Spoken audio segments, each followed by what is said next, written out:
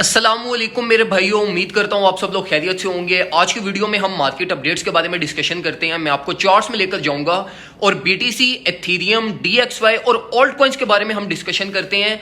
Market की volatility increase हो रही है लेकिन उसका मार्केट पे इंपैक्ट नहीं पड़ रहा, तो उससे रिगार्डिंग जो भी मार्केट सिचुएशन है वो मैं आपसे शेयर करूंगा।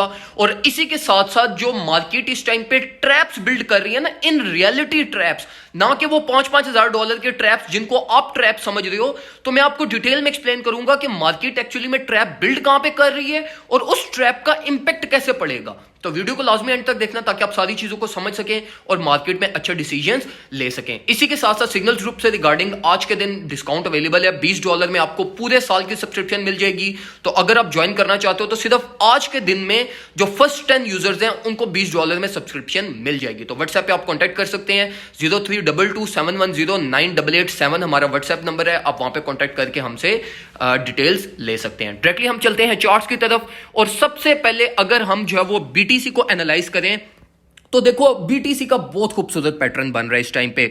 और ट्रेडर्स क्या बात कर रहे हैं भाई कि यार हमारा जो है ना वो ये पूरा ट्रैप था। मेरे भाइयों, इतना बड़ा मूव मार्केट ने ले लिया और आप इसको बुलिश ट्रैप कह रहे हो। इतना बड़ा मूव कभी भी ट्रैप नहीं होता और उसकी रीजन ये होती है कि भाई ये तकरीबन $5 to 10 बिलियन की बाइंग हुई हुई है। तो कोई भी इंस्टीट्यूशन, कोई भी बड़ा, कोई बियर भी हो, वो इतना बड़ा कोई पागल नहीं है कि $5-10 बिलियन की बाइंग करके एक ट्रैप बिल्ड करे। नहीं, इस तरीके से चीजें वर्क नहीं करती। तो मैं आपको बताता हूं कि ये जो मार्केट का पूरा मूव था ना, ये एक लिजिट मार्केट बाइंग थी, ठीक है, जिसकी डिटेल्स हमारे पास अभी तक रिपोर्ट नहीं हुई, जो कि आने वाले टाइम पे जब इसकी सारी प्रॉफिट सिक्योरिंग कर ली जाएगी उसके बाद कोई इंस्टीट्यूशन क्लेम करेगा कि भाई हमने जो है ना वो मार्केट में हम स्टेप इन कर चुके हैं। अब हम बात करते हैं जरा ये करंट मार्केट कंसोलिडेशन की कि इसमें मार्केट हमारे पास क्या मूव ले रही है। अब देखो मार्केट ने एक पूरा हमारे पास मेगा मूव लिया। मेगा मूव लेने के बाद हमारे पास एक बिरिश फ्लैग फॉर्म किया और ये बिरिश फ्लैग में जो आप लोग बात करते हो ना कि फेक आउट्स और ट्रैप्स, वो ये इस तरह के होते हैं जिसमें मार्केट किसी पैटर्न को, किसी ट्रेंड को एकदम से उसको ब्रेकआउट करती है और ब्रेकआउट करने के बाद एकदम से उसको कोलैप्स कर जाती है। तो इस चीज को हम फेक आउट कहते हैं। जिस तरीके से मार्केट अभी हमें यहां पर दिखा रही है कि मार्केट हमें यह साइन दिखा रही है कि भाई हम ये जो बिरिश फ्लैग था ये ब्रेकआउट होने लगे अपवर्ड साइड पे, price all the way up 21,900 तक ट्रेवल कर सकती है और मार्केट यहां पर हमारे पास कंसोलिडेट होते होते अल्टीमेटली ब्रेक डाउन कर जाए और ऑल द वे डाउन हमारे पास हमारा लोअर टारगेट जो कि $19,100 का बनता है उसको हिट करवा दे। तो ये इस तरह से फेक आउट्स होते हैं मेरे भाइयों। आप कभी भी ये नहीं होते कि पूरे $5,000 के मूव्स को या $3,000 के मूव्स को आप फेक आउट्स कहना स्टार्ट कर दो। अब इसको ट्रेड आपने इस तरीके से करना है। देखो बिल्कुल स्ट्रेट फॉरवर्ड है। हमें यह चीज पता चल गई यार कि मार्केट की जो ट्रैप की रेंज है ना वो इसने बिल्ड की है अपनी 21,500 से लेकर 20,600, ठीक है, मतलब ये एक न्यू मार्केट रेंज है। अब ये ब्रेकआउट रेंज है। अगर मार्केट यहां से ये अपवर्ड साइड पे ब्रेक करती है, स्ट्रेट फॉरवर्ड ब्रेकआउट के बाद मार्केट को लॉन्ग पोजीशन ओपन कर दो और जो ब्रेकआउट टारगेट है हमारा वो ऑल द वे अप $22,300 बनता है। और same is the case for down trap, ठीक है। अगर मार्केट ये इसको डाउनवर्ड साइड पे ब्रेक डाउन करती है तो आप मार्केट जब ये ब्रेक डाउन कर जाए उस टाइम पे आप मार्केट को शॉर्ट कर सकते हो और all the way down 19,300 to 400 की रेंज तक अपनी प्रॉफिट सिक्योरिंग कर सकते हो। अब ये देखो मैं आपको क्यों अब ये ब्रेकआउट के बाद की बात कर रहा हूं, क्योंकि देखो ये अब मार्केट ट्रैप बिल्ड कर रही है, ठीक है। ये किस चीज का, किस पैटर्न का ट्रैप बिल्ड कर रही है? ये इस बिरिश फ्लैग का, ठीक है। तो बिरिश फ्लैग का मार्केट ट्रैप बिल्ड कर रही है, तो ये ट्रैप की रेंज भी मार्केट की एग्जिट होने वाली है। तो अब आप स्ट्रेट फॉरवर्ड सिर्फ ब्रेक डाउन का या ब्रेकआउट का जिस साइड पे मार्केट मूव लेगी उस साइड पे आप मार्केट के साथ प्ले कर लेना। मतलब इतना सिंपल ये मार्केट का मूव है और ये आपको स्ट्रेट फॉरवर्ड प्रॉफिट जनरेट करके देगा। और ये बिल्कुल सिमिलर मूव है हमारे पास जिस तरह मार्केट ने ऑल द वे डाउन ये इस लेवल ऑफ सपोर्ट पे मार्केट ने टेस्टिंग की थी, जिस टाइम पे मैं आप लोगों को कहता था कि भाई यहां से आपकी अकुमुलेशन बनती है, स्विंग सेटअप बनता है। उस टाइम पे जिन लोगों ने अकुमुलेट किया उन्होंने ऑल द वे अप मेरे साथ ये $20,000 तक प्रॉफिट सिक्योरिंग की है। तो उन सब लोगों को भी कंग्रेचुलेशंस। अब हम जरा बात करते हैं बीटीसी की हर टाइम फ्रेम पर जाके। जरा हम इसको वीकली टाइम फ्रेम पे एनालाइज करते हैं और देखते हैं कि भाई हमारे पास मार्केट वीकली रेंज हमें क्या बता रही है। तो देखो मेरे भाइयों, वीकली अगर हम देखें तो मार्केट ने first ever most bullish candle हमारे पास यहां पर क्लोज की है।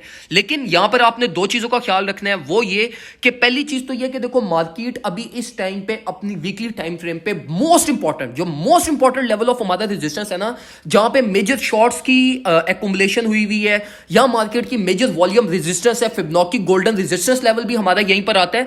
तो मार्केट इस टाइम पे वीकली टाइम फ्रेम पे अपनी मेजर लेवल ऑफ रेजिस्टेंस पे पहुंच चुकी है।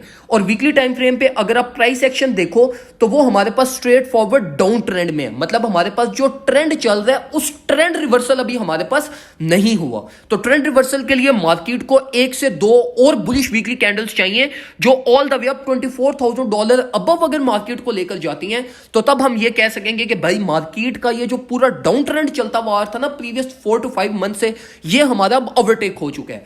तो यहां पर जो आपने चीज का ख्याल रखना है वो ये ख्याल रखना है मेरे भाइयों कि वीकली टाइम फ्रेम पे हम लेवल ऑफ रेजिस्टेंस पे पहुंच चुके हैं। हमारे पास अभी कोई साइंस नहीं है अपवर्ड मार्केट मूवमेंट के, ना मार्केट में इतना मोमेंटम है कि हम ये इस लेवल को ओवरटेक कर सकें। ऑल्दो जो आपने इस चीज का ख्याल रखना है मार्केट में, वो आपने ये रखना है कि देखो मार्केट में स्पेस कितनी अवेलेबल है। वीकली टाइम फ्रेम पे मार्केट की क्या मूवमेंट हो सकती है, वो हमारे पास ये हो सकती है कि मार्केट अपनी यहां पर कंसोलिडेशन प्रोड्यूस करना स्टार्ट कर दे, और इस कंसोलिडेशन की हाई रेंज हमारे पास 22,400 से लेके ऑल द वे डाउन 19,100, जो कि हमारी शॉर्टर टाइम फ्रेम की भी लिमिट बनती है।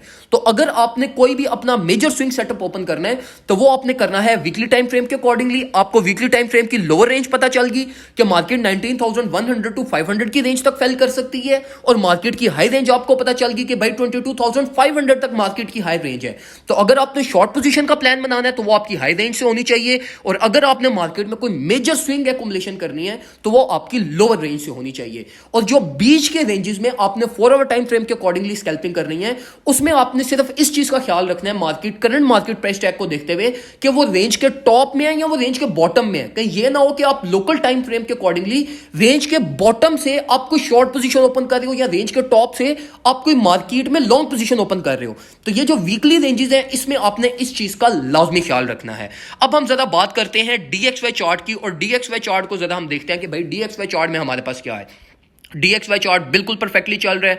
मैंने आपको ऑल द वे अप ये इन दो रेंजेस से मैंने आपको गाइड किया था कि DXY चार्ट हमारे पास all the way down 101 to 102 की रेंज तक फेल करेगा, और इस रेंज में BTC की मार्केट, क्रिप्टो मार्केट एक मेजर रिलीफ प्रोड्यूस करेगी। और अल्हम्दुलिल्लाह एज पर एक्सपेक्टेशंस बिल्कुल उसी तरीके से DXY हमारे पास कोलैप्स हुआ, और DXY की अभी भी बहुत सारी डाउनवर्ड साइड पे स्पेस अवेलेबल है, और मैं एक्सपेक्ट कर रहा हूं कि DXY अपनी बेस को टेस्ट कर रहे हैं, ऑल द वे डाउन $97 तक नीचे की तरफ फेल करेगा। अब यहां पर यह चीज आपको पता होनी चाहिए कि DXY चार्ट हमारे पास क्रिप्टो की मार्केट की तरह वर्क नहीं करता। मतलब ये इसमें यह चीज नहीं होती कि जिस तरह अगर क्रिप्टो की मार्केट आपके पास कोलैप्स करे तो वो रिलीफ लाजमी प्रोड्यूस करती है।